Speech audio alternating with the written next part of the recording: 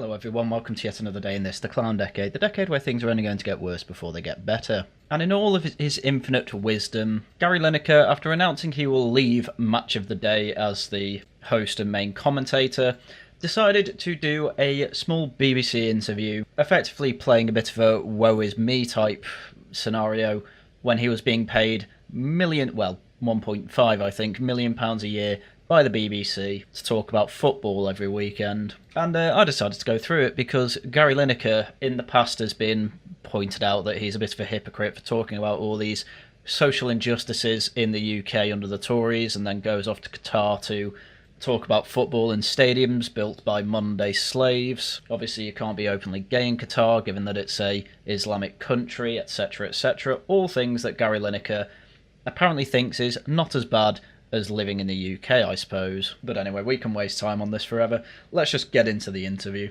So the first thing he's asked is, why is he stepping down from Match of the Day? It's time.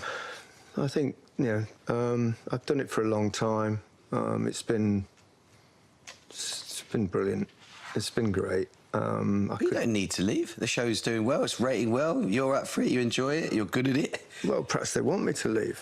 Yeah, there's a couple of reasons why the BBC would want him to leave. Number one, he's paid, over £1 million a year to do this, and, there's probably good reason for that. He was a professional footballer, he understands the game better than most people, obviously. But it was quite funny. I remember back when Gary Lineker was suspended from Match of the Day for a weekend, my dad said, it was the best thing ever, because the other commentators didn't present the show, and so it was just the match highlights with no commentary. And my dad never bothers with the commentary, so I'm not too sure how many people in Britain just skip the commentary bits, the chat bits, just to skip to the actual highlights.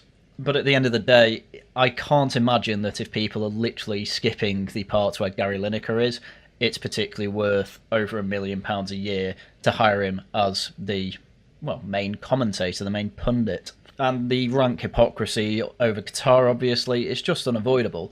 And not only that, obviously, a third of the country voted Tory, and Gary Lineker's main contentions with the Tories are effectively things that people voted for, even those who didn't vote Tory. Things like immigration, illegal immigrants, what have you. Obviously, the standard thing to ask is, you have multiple houses with many rooms, why don't you put people up to stay there? Which, to be fair to him, he did actually follow through on that and took in a law student.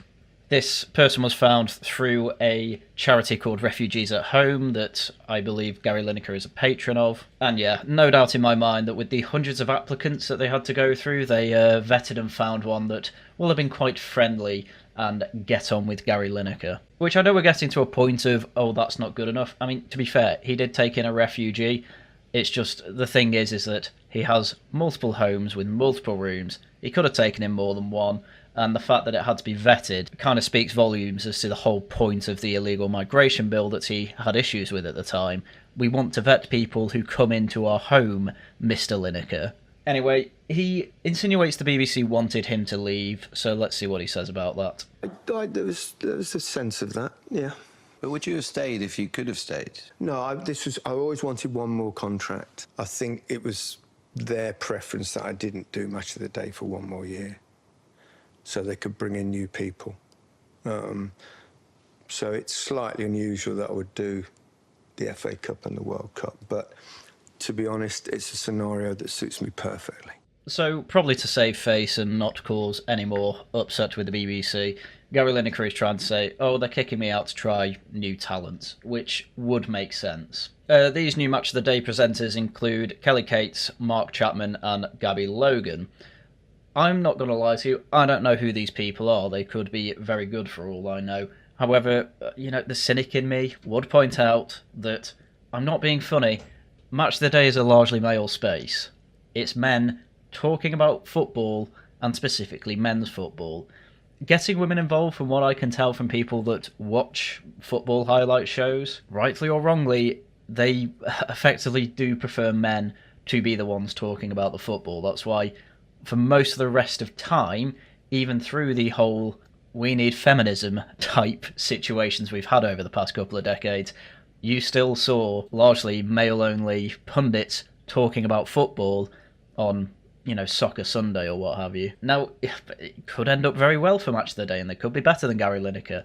I highly doubt it, though. And I cannot imagine my dad, for example, watching through the pundits, especially if it's two women and a guy. Every time there's a woman on the TV, when it comes to football, he always quotes the old Harry Enfield joke. Yes. Where's the bloke, darling? Yeah, where's the bloke, love? I'm not joking, this happens every time, and it always gets a laugh, whether it's out of me, family or friends. Everyone gets the joke, including the women. And I think it's because they largely agree with it. You think back to barely 2 years ago, when you responded to a video from a Home Secretary saying, good heavens, this is beyond awful. And then you responded to another Twitter user by saying her language was not dissimilar to that used by Germany in the 1930s. Yeah, this is controversy that pretty much everyone on the right covered at some point because Gary Lineker is that important, given he's effectively the face of BBC football. And I believe the cope at the time was, he just said Germany in the 1930s, he didn't call her a Nazi. I had people, unironically, in real life, by the way, trying to tell me he wasn't referencing the Nazis, and it just goes to show how disingenuous left-wingers are at this point. I mean, this was years ago as well, actually. And it just seemed to not get into left-wingers' heads, and, well, especially those who liked Lineker's heads, that effectively telling half the population of the UK, probably more than that because of this specific bill, that they are effectively supporting Nazis, that's obviously a bad idea for anyone in the public eye. But especially when you are supposed to be on the BBC and therefore impartial, and this is where the whole issue came about. The BBC is supposed to be impartial. It's not supposed to have presenters that say things like this. Yet Gary Lineker, because he was paid millions and knew that he was effectively indispensable to the BBC, took advantage of that fact and said things like this anyway.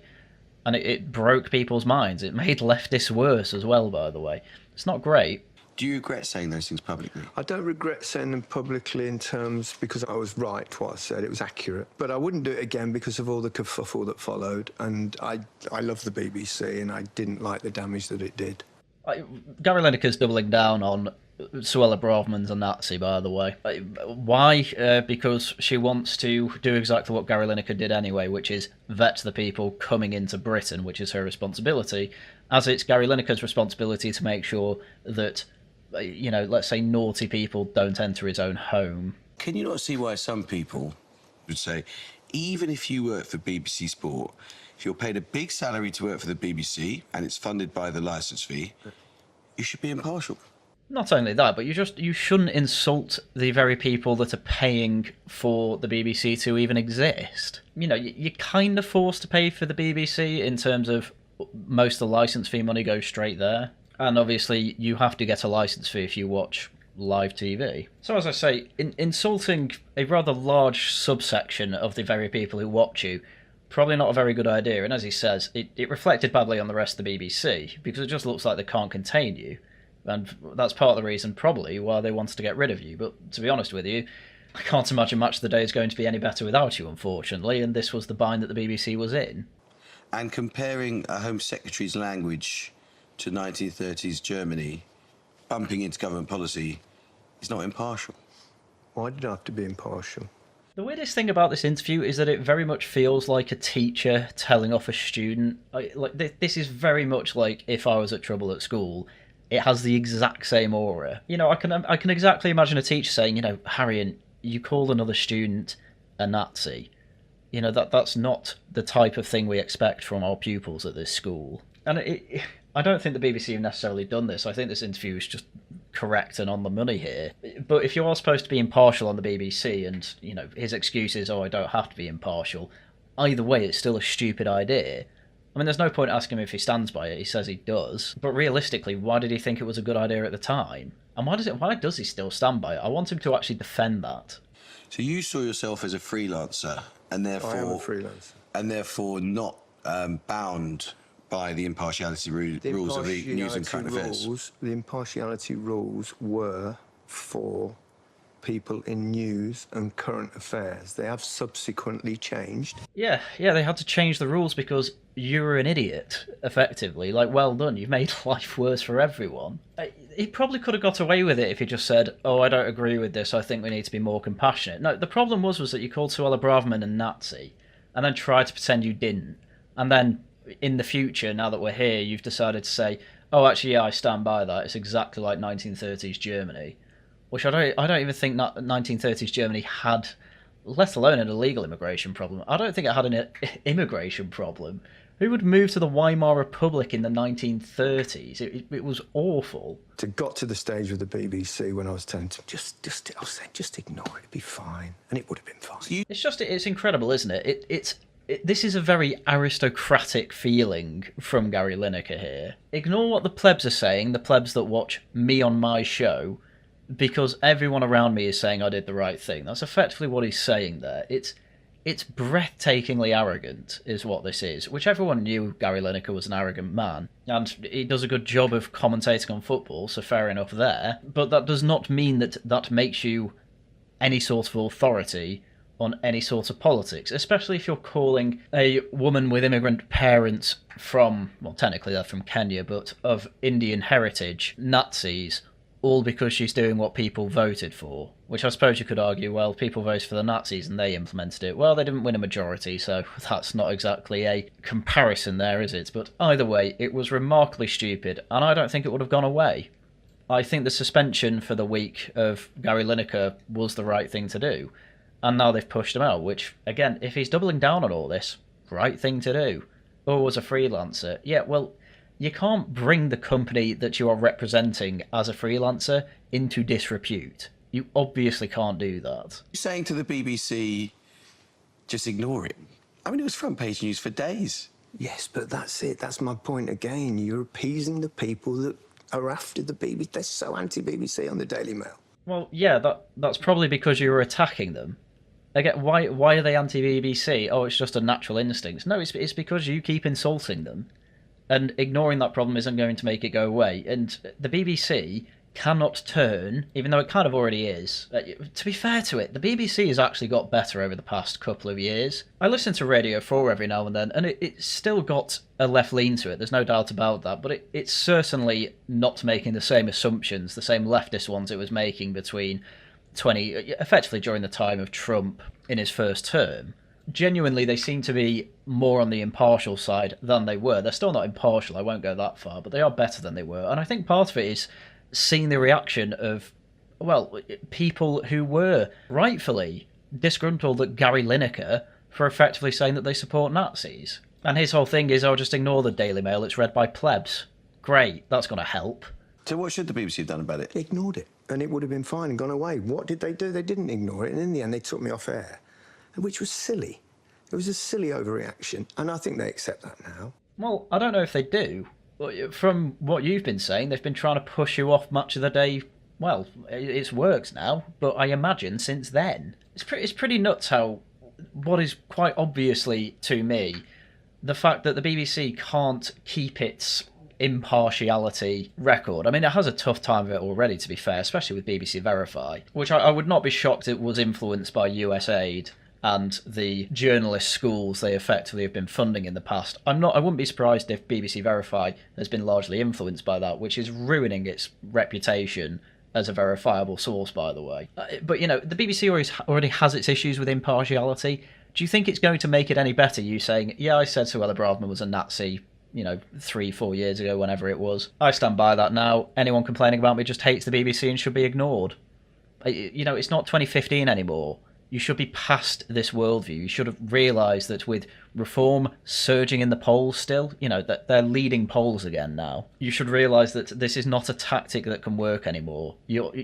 If Reform get in, I would imagine the BBC is going to look very different after a couple of years of them being in charge. And I don't even necessarily mean they're going to be partial to the right wing. I think they're going to be privatised and have to completely change face. Because why would anyone want to pay for them when they are so blatantly bad at their jobs of, being impartial and delivering facts? They can't even call designated terrorist organisations terrorists. What does that tell you? Did you say to them at the time, this is a wrong decision? Yes. I said, stop worrying about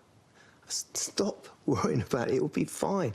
Sorry, but again, you have Ofcom that exists, and it is a Blairite institution, sure, and it is supposed to be independent, but do you really think that having your biggest presenter constantly calling the government Nazis. Do you think if Ofcom isn't regulating that, they won't do anything about it? Like, you kidding me? How naive are you? Well, very naive. You think we should have infinity refugees here, or asylum seekers anyway? Of course you're naive. And then the news breaks late Friday afternoon that they're going to take me off air, which they told publicly before they told me. But anyway. Yeah, I'm not going to lie, that seems to just be standard procedure with pretty much every large-scale institution. Like, the media are all over it like hawks. And this sort of thing just seems to get public before the people who should actually be informed actually know about it. It happens with deaths, by the way. If you ever have a flash flood or something and someone dies, it's on the news before the police actually have chance to tell the family. Which is a completely different scenario, I know, but I am just saying that the media are constantly trying to get those clicks. And as soon as they hear any inkling of, oh, Gary Lineker might be put off the air for a week, oh, is this true? Here's my source. The source says, yeah, it's true. Of course you'd find out first. So he can complain about that, but blame the BBC for that. But I don't think he really wants to blame the company that have effectively made his wealth for him. So there we go. So they did. What, you found out that you were coming off Match of the Day through a news alert rather than the BBC? Yeah. So What did you make of that? I wasn't that bothered, but Well, I'm not being funny, but you clearly were. Everyone's bothered by it, and it's fine to be bothered, but it's just how arrogant he is. He is a very arrogant man, and that is made very clear throughout this interview. And the fact he's like, oh, the BBC can do what they want. I don't care. I made millions off it. Ugh, arrogant, arrogant, arrogant. Great. Thanks for that. Thanks, BBC, for giving this guy millions of taxpayer money. That's just great, isn't it? Ian Wright went public saying... Did he call you in advance? No, but we have a group chat and the day before, and I said this might result with them taking me off air. And he went, that's so ridiculous. He said, if they do, I'm not doing this show. Oh, it's incredible as well. Again, all he actually had to do was just say, I don't particularly agree with this policy. He didn't have to call her a Nazi over it. He had to say, I don't think it's compassionate, which is all he meant. But again, the whole craziness of this entire thing is barely, I think it was months after this whole charade. It was the Qatar World Cup. And Lineker had absolutely nothing to say about Qatar or the policies that they have in place, where effectively if you go over there to work, you get your passport taken off you and you're effectively coerced to work there until, well, all your jobs are done. You have effectively no rights. You are a modern slave if you immigrate to Qatar to work as a construction worker or something like that. Anything from Lineker there? Is that Nazi-like enough for him? No, apparently not. He said nothing, took the millions to report the World Cup there, made absolutely no comments on it, came home happy. Arrogant, possibly I'd go as far as to call him malevolent. He is happy to call Suella Braverman a Nazi because of, effectively, immigration policy we've had basically forever. We didn't really have immigration in the past because it was difficult. However, under Thatcher, it was, if we have illegal immigrants coming over, they get deported. You can't have a sensible state if you're not vetting who comes in and out, and if people break the law as soon as they come in by default, how can you keep them, etc., etc. Totally normal in the 50s, 60s, 70s, 80s, 90s. Oh, it makes you a Nazi now. Great. Go on, go to Qatar again. Commentate on the World Cup when it's in Saudi Arabia next time, why don't you? There's good reason why a lot of people do not like Gary Lineker, and, it's even more annoying when you find out he's rich from all this as well. And it's one thing saying that, it's a very much different thing actually doing it. And I was in the back of a cab on the way home when that happened, and I was crying. Because that doesn't happen. Well, I have absolutely no sympathy for you. You cried. Why did you cry? Oh, that doesn't happen. No, you made a mistake. You're suffering the consequence of it. Don't cry about it. Apparently you stood by it. Why don't you stand strong by it? Oh, you do now that it's all over, but you cried at the time? Why would you tell anyone that? Is this because of the whole adolescence thing where we need to talk about when we cry more as men? Don't do that. People are going to be way put off you for saying that. I need to fight this feminist agenda. It's okay to not tell people when you cry. Men cry in public. No, men do not cry in public. Men cry in private and don't tell anyone. And even if other men know, they tend not to mention it because every man knows they do it. There's a breaking point for everyone. And apparently for Gary Lineker, it was a week's suspension for saying something remarkably stupid on Twitter. that show of support. It's incredible. Oh, it was tears of happiness. Fair enough. The same thing still applies. Just don't tell people you did that. Just say, yeah, I was really happy to see that support. Don't say you cried about it. Anyway, there's a little question about sports gambling, and no surprise here, Gary Lineker doesn't think it's good, even though it makes him most of his money. And, he mentions hypocrisy there, but I'm not particularly bothered about talking about sports gambling, so we'll just get to the quickfire questions. You're 64, you're in good health, your sons have grown up. What's next for Gary Lineker? Public service? Politics? No politics, no. I'm not interested in politics. I've never had a view. Credit where it's due, he did make me laugh there. But I think he is serious. I think he's basically just looking to retire at this point. Maybe doing the odd thing with the mainstream media or social media outside a match of the day. He'll be involved in football in some way. It's fine. You never know, he might move over to ITV or Sky or something like that. Is it TNT they have now? I don't know, I don't keep up with sports. I think I'll probably focus more on the podcast world, because it's such a fun business, and it's just been so incredible. Yeah, I forgot he runs a football podcast. In fact, he owns an entire podcast production business. But if you want a view into what this production company's, values are, obviously they produce The Rest is Politics. I don't think I need to go through my opinions on Rory Stewart and Alistair Campbell particularly here. They also run The Rest is History, which is a pretty good podcast.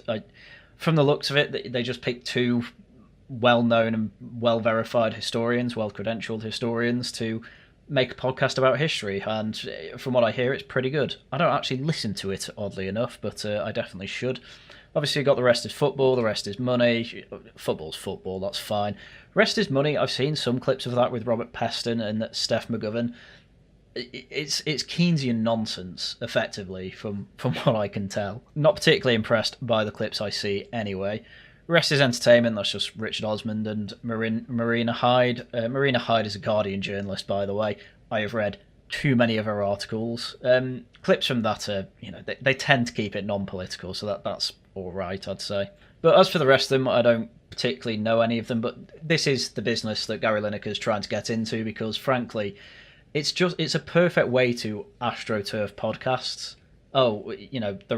They've got the brand of The Rest Is, which would be fine if most of them weren't so bad. But it's a great way to get people in to, not necessarily credentialed people, to be fair, some of them are good. But you look at the bottom, Journey Through Time, you've got David Olusoga there, who's one of those people pushing for, reparations for slavery. Black people were oppressed by Britain throughout time. He's anti-Britain to the core. He was invited onto the BBC to effectively say that the royal family was racist during the coronation or Platinum Jubilee, I forget which one. But this is what I mean. It's there in part to AstroTurf some people who should not be talking about the things they're talking about as some sort of authority on the issue. Alistair Campbell and Rory Stewart, for example. I have no idea how Alistair Campbell hasn't been effectively cancelled for his part in the WMD hoax to invade Iraq. I have no idea how he's not been cancelled for that. Everyone says, especially leftists, they say that he's a war criminal, and then the rest is politics just gets away with it and fills stadiums. It's crazy to me, but that's the world we live in. You AstroTurf well enough, there you go. Alistair Campbell's absolved of all crimes. I'm not being funny. I remember in university there was a show called The Revolution Will Be Televised. From what I remember, it was at the very least quite funny. But it was effectively a comedy show about left-leaning comedy skits / activism.